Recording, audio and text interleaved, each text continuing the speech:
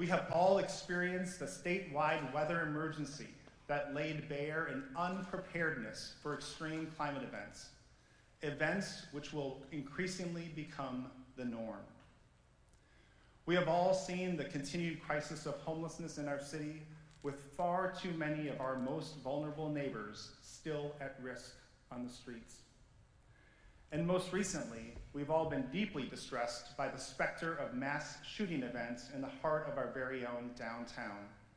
A stark reminder that the national plague of gun violence isn't just happening someplace else. It pains me to say that in each of these cases, lives have been lost and families have been devastated. There's been agony and heartbreak.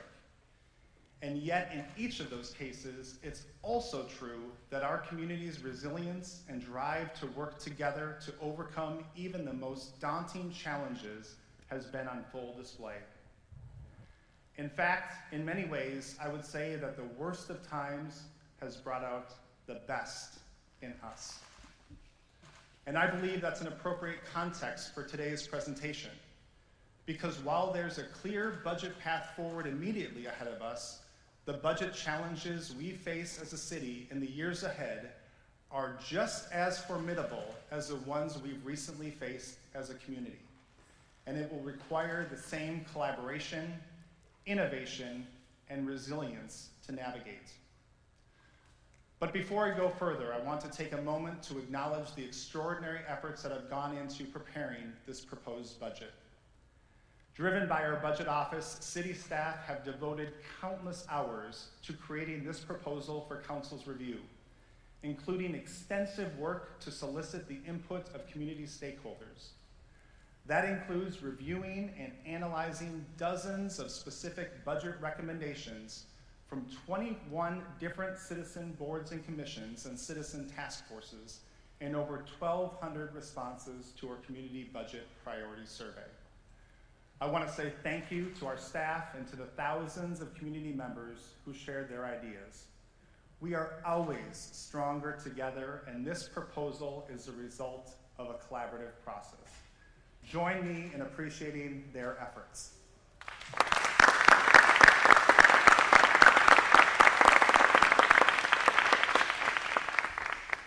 So let me start today with the good news.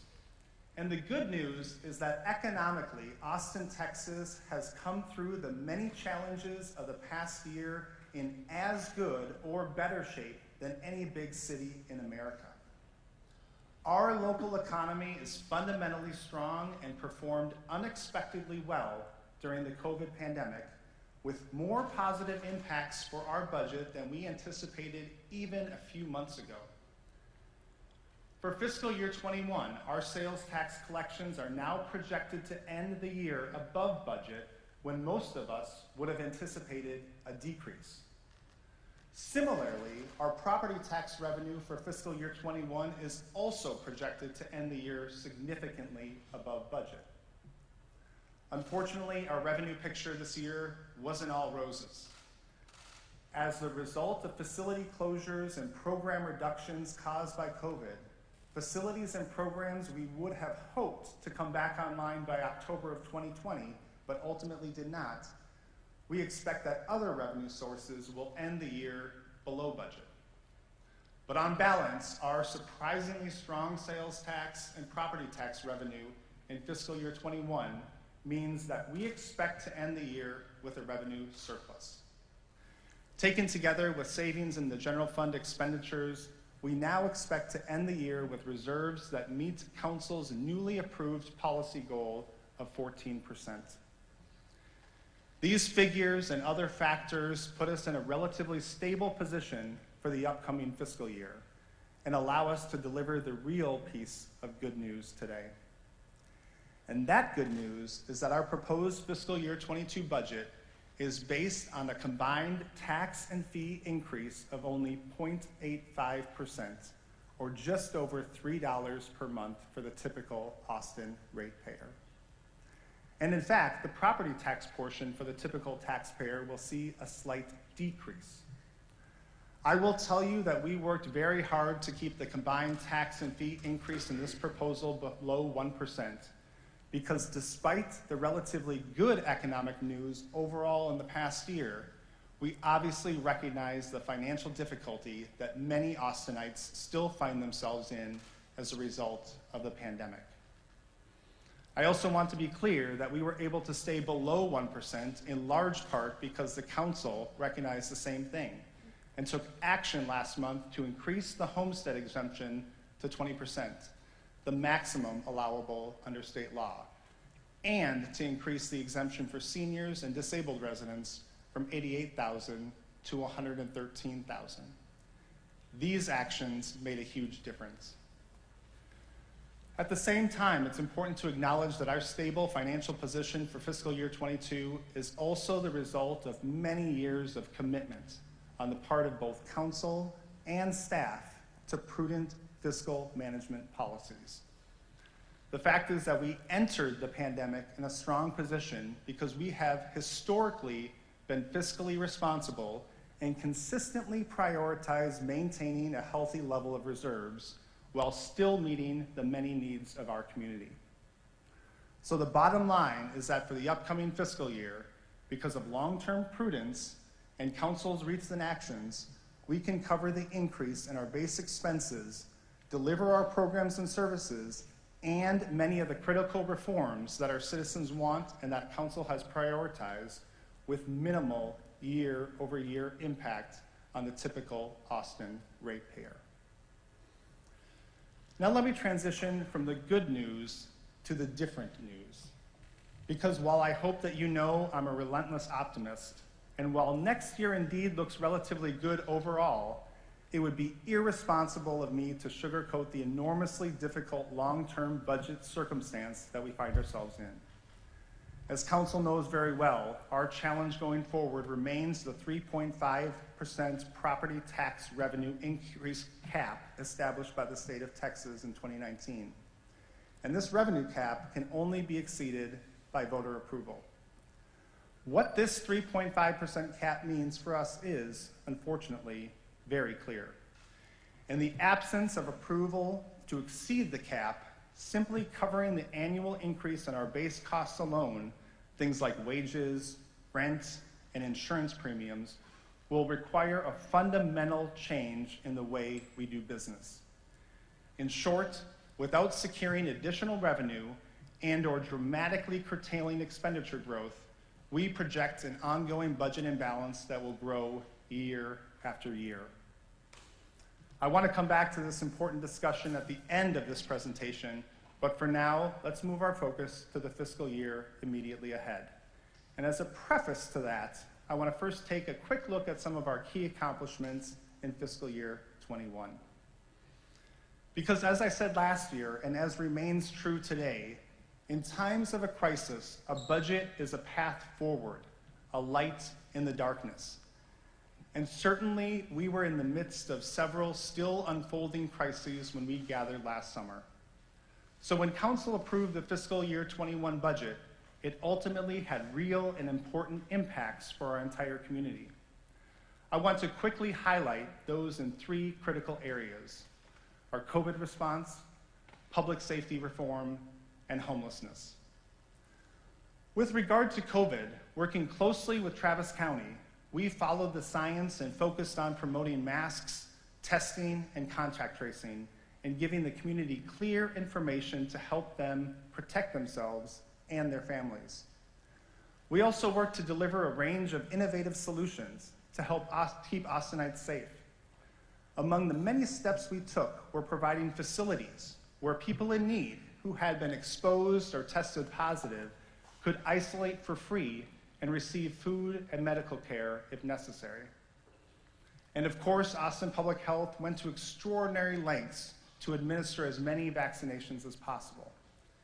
In fact, as of last week, APH had administered nearly 328,000 vaccinations, and that number continues to rise every day. As a result of our collaborative efforts, after 16 months, I'm proud to say that more than 70% of Austin have been vaccinated, making us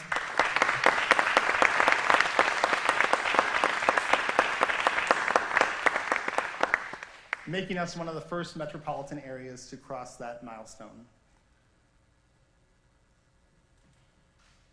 Crossing that milestone is something to celebrate, so please join me again in acknowledging that great achievement.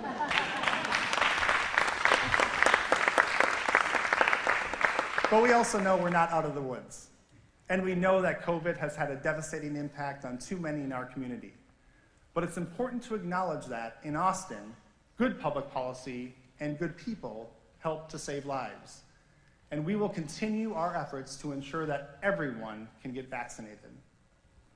As you all know very well, this has also been a year of challenge in the area of public safety. At this time last year, the recent death of George Floyd and the subsequent protests around America and around the world, including here in Austin, were at the center of our thoughts. We were also very well aware of the tragic policing incidents in our own community, including the death of Michael Ramos, that demanded we take action to finally address systemic injustices that have long plagued communities in Austin. Based on last year's budget and mid-year amendments, we now have together laid the groundwork for fundamentally reforming how we deliver public safety in our community. Through the Reimagining Public Safety Initiative, council, city staff, and community leaders have worked hand in hand to identify and begin implementing opportunities to ensure that policing in Austin reflects our core values. Already we've made important strides, including, for example, expanding the role and increased funding for the Office of Police Oversight and the Equity Office and Public Health Services. But there's much more to say about RPS in the context of the fiscal year 22 budget, so I'll come back to that in just a moment. Finally, a major focus on the fiscal year 21 budget was continuing to respond to our community's ongoing homelessness crisis. Working in close collaboration with partners like ECHO, Front Steps, Integral Care, the Salvation Army, LifeWorks, Caritas, Mobile Loaves and Fishes, we made progress towards our goal of ensuring that homelessness in Austin is rare, brief, and non-reoccurring. All told, by the end of the current fiscal year, we project that more than 1,300 individuals who have been experiencing homelessness will move into housing through city-funded programs, whether long-term via our permanent supportive housing programs or medium-term via our rapid rehousing efforts. Clearly, there's much more work to do, and the progress we've made over the past budget year gives us an even stronger platform to build on. So that leads me to our proposal for fiscal year 22. As we have done every year, we once again focused our budgeting process around the long-term vision and core values set forth by Council in Strategic Direction 2023. For every proposed expenditure, we ask ourselves whether we are moving the needle on the priority outcomes established by SD 23. And as Council well knows, SD 23 includes 6 strategic outcome areas: economic opportunity and affordability, mobility, safety, health and the environment, culture and lifelong learning, and a government that works for all. Each outcome area has its own set of strategies and metrics, and these are always top of mind for us during every budget process. In fact, most of the proposed expenditures that I want to briefly highlight today are ones that cut across multiple outcome areas, and thus maximize our investments in Council's vision and values.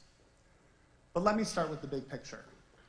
First, and perhaps most importantly, I'm happy to report that we can balance the fiscal year 22 budget and make a series of important one-time expenditures and maintain our reserves at the 14% level consistent with Council's policy while adhering to the 3.5% state-mandated property tax revenue cap.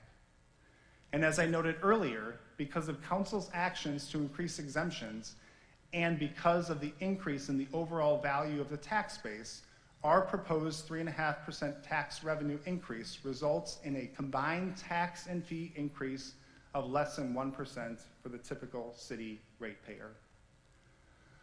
Overall, our fiscal year 22 general fund budget proposal totals $1.2 billion and maintains our current core programs and service levels.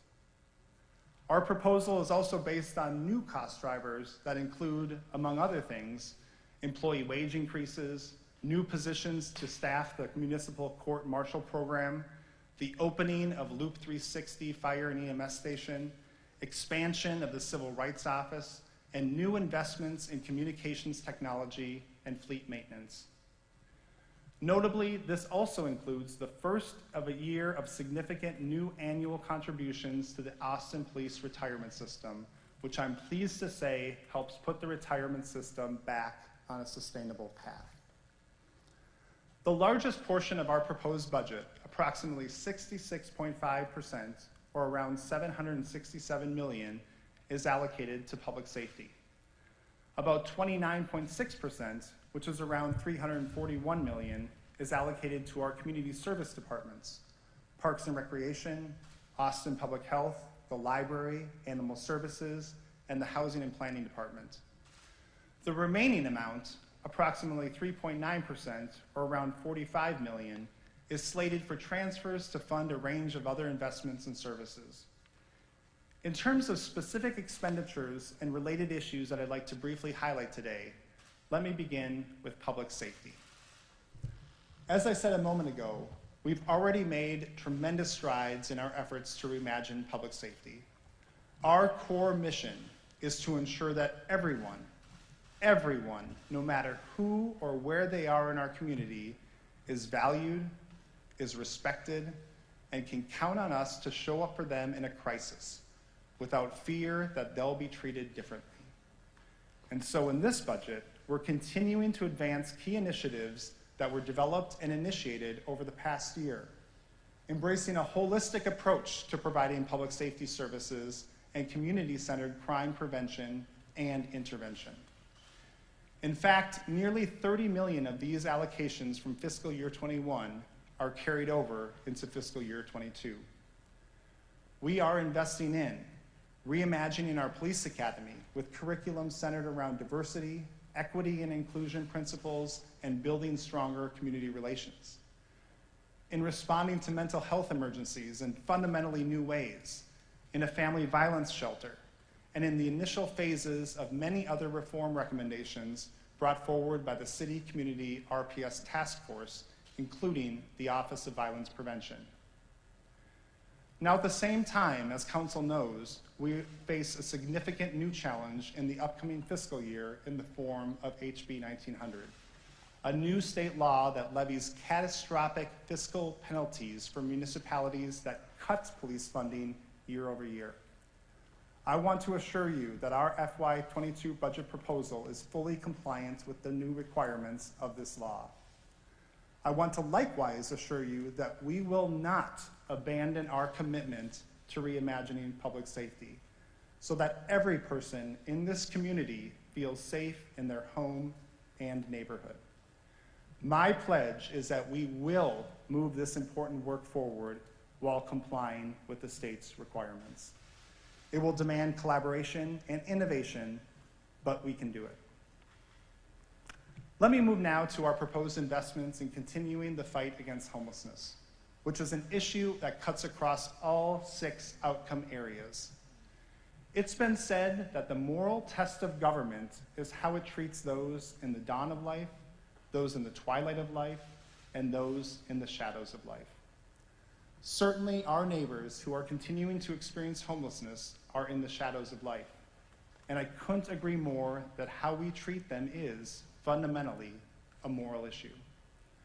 I said earlier we've made progress in our efforts to combat homelessness, and it's true that our work has helped to move thousands of people into housing, whether short-term, medium-term, or long-term, and transition many into sustainability.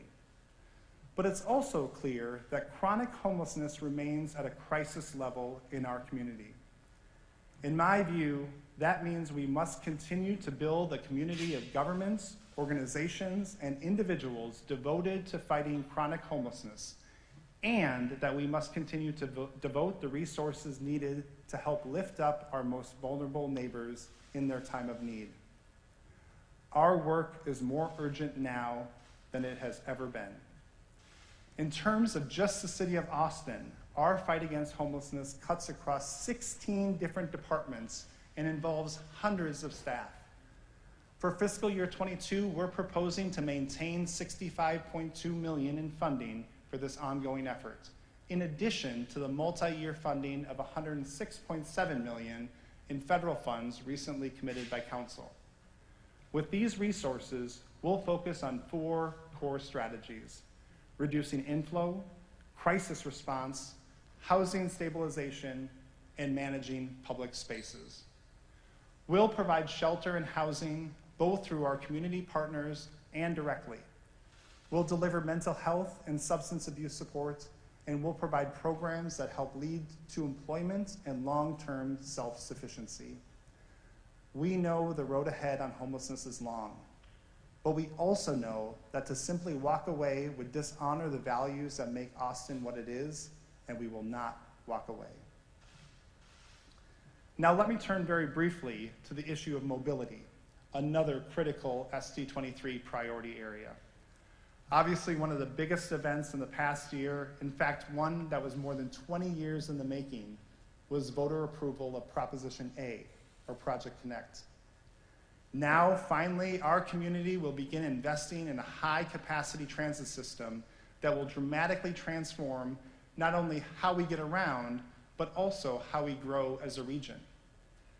As you know, implementation of Project Connect is the joint responsibility of the City of Austin, Capital Metro, and the newly formed Austin Transit Partnership. Immediately after voter approval in November, we began taking the steps necessary to fulfill the city's responsibility, including creating the Project Connect office, which will serve as our single point of contact for departmental and interagency collaboration. Now our focus turns to making the ambitious Project Connect vision into a reality. Thus, the fiscal year 22 budget includes $2.4 million for 18 full-time employees primarily focused on design, environmental studies, permitting, utility coordination, and other requirements for the 2 light rail lines around which the Project Connect system will be centered. Now I'd like to take a moment to talk about resilience. You've already heard me use that word a lot here today and probably elsewhere, but it's much more than just a word. It's a value that I believe is central to achieving our long-term SD23 goals. Because if the events of the past 16 months have taught us anything, it's that we often neglect to prepare for threats that put us all at risk. At the same time, we've learned that people and organizations and communities, with a little help, can and will bounce back from adversity. And so, especially for our most vulnerable residents, it's critical that we invest the resources necessary now to guard against the worst impacts of potential future emergencies. That's why our fiscal year 22 proposal includes 4 high-priority resilience projects. First, the Austin Fire Department, with support from Homeland Security and Emergency Management, will launch a wildfire evacuation assessment based on predictive modeling that will be used to make sure residents have safe escape routes in the event of large-scale wildfire. Second, we will launch a community-wide emergency preparedness campaign to educate Austinites on how to prepare for extreme weather events such as heat waves and severe freezes like we had in February. Third, the Office of Sustainability will work with the Johns Hopkins University School of Public Health to help ensure that our regional food supply chain won't be interrupted in the face of potential disruptions or disasters. And fourth, with initial funding from the American Rescue Plan, we will continue collaborating with community partners to explore proposals for several community resilience hubs. These will be publicly accessible facilities that can provide critical emergency services to residents during disaster events. Finally, the last element of the budget proposal that I want to highlight is, in some ways, the most important. Because none of what the City of Austin does across any of the areas I've highlighted today or any other of the vital community functions we serve would be possible without our incredible city employees. Our loyalty to our employees is returned by their loyalty to the people of this community that we all serve. That's why we have continually prioritized investments in our city employees, and fiscal year 22 is no different. I'm proud to say that even when we feared the worst economic effects of the pandemic over the past year, we avoided any employee layoffs or furloughs. And both this year and again in fiscal year 22, we have also maintained all current health benefits at no additional cost to employees. For all sworn employees, we will of course honor negotiated labor contract wage increases. And for all civilian employees, I'm happy to say that our fiscal year 22 budget includes a 2% base wage adjustment and a one-time $500 stipend. To move the needle on government that works for all, it's fundamental to build and maintain an exceptional workforce. And the truth of the matter is, with the challenges we face in the years ahead, we will need the ingenuity of our city employees more than ever. So let me begin to conclude by talking to you, as I said I would, back to the financial challenges we have ahead of us. Here's a simple fact. Based on the projected growth in our base costs alone over the next 5 fiscal years, the state's 3.5% revenue cap will result in annual budget deficits that start at $5.5 million in fiscal year 23 and grow to $15.6 million by fiscal year 26. So regardless of whether council may ultimately ask voters to approve exceeding the cap, and regardless of what voters may ultimately say, it's clear that as an organization, we have to continue to take action to streamline our programs and services and to reduce our costs. Now please, make no mistake, city staff has already been hard at work at identifying innovative ways to work smarter, to be more efficient, and to make more of limited resources. For example, in recent years, we've reinvented our approach to planning, building, and acquiring office space, using public-private partnerships to make the process both faster and more affordable. In fact, throughout the city, we're totally focused on finding new ways to improve process and lower operational costs. And because we are fundamentally an innovative organization, I know we can close some part of that future budget gap through creativity and determination. What we don't know yet is exactly what our future revenue picture will look like, or exactly how much we can reduce our costs without compromising the programs and services that council has prioritized and that our community expects. For today, it's enough to simply acknowledge that there is a reckoning ahead and agree that the hand we have been dealt will require all of us to work together to find new ways to meet Austin's future needs.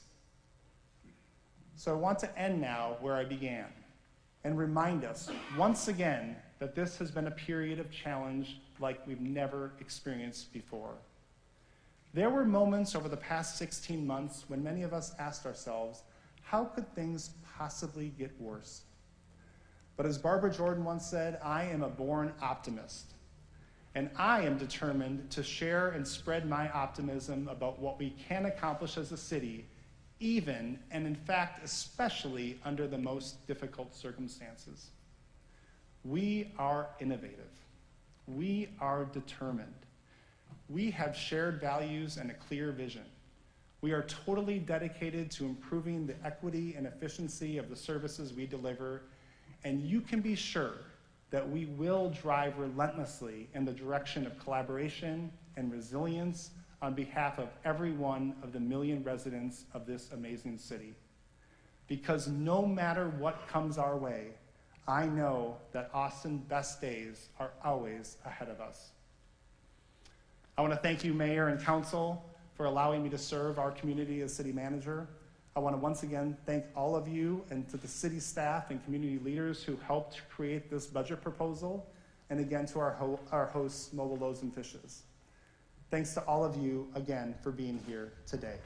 Thank you.